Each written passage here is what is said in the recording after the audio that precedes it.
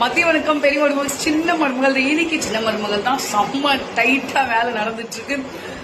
எல்லாருக்கும் இனிய விநாயகர் சதுர்த்தி நல் வாழ்த்துக்கள். எல்லாருக்கும் இந்த நாள் சிறப்பாக அமையணும். ஸோ இன்னைக்கு நம்மளுக்கு லஞ்ச் எல்லா வீட்டும் தட்டல் கூடதான் இருக்கும், சொல்லவே தேவையில்லை. அதே மாதிரி நம்ம வீட்டுல என்ன இருக்குன்னு கொஞ்சம் பிஸியா இருந்தாலும் கொஞ்சம் எட்டி பார்த்துட்டு போங்க.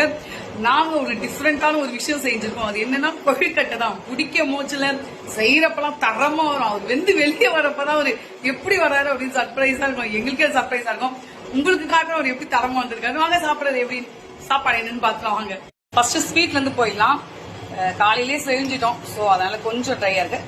சக்கரை பொங்கல், முக்கியமான விஷயம் நம்ம விநாயகருக்கு சுண்டல், சாப்பாடு, உருளைக்கிழங்கு தொக்கு, கொஞ்சம் காரசாரமா. அப்படியே வந்தீங்கன்னா கேரட் பீன்ஸ் பொரியல். இவ்வளவு பெரிய விசேஷனால பாயாசம் இல்லாமையா? கண்டிப்பா. இதுதான் கொழுக்கட்டை. சோ இது பூர்ணம் வச்சு நாங்க செஞ்சோம். இது 3 பூர்ணம். இது எள்ளு, இது வேர்க்கல்ல, இது தேங்காய்.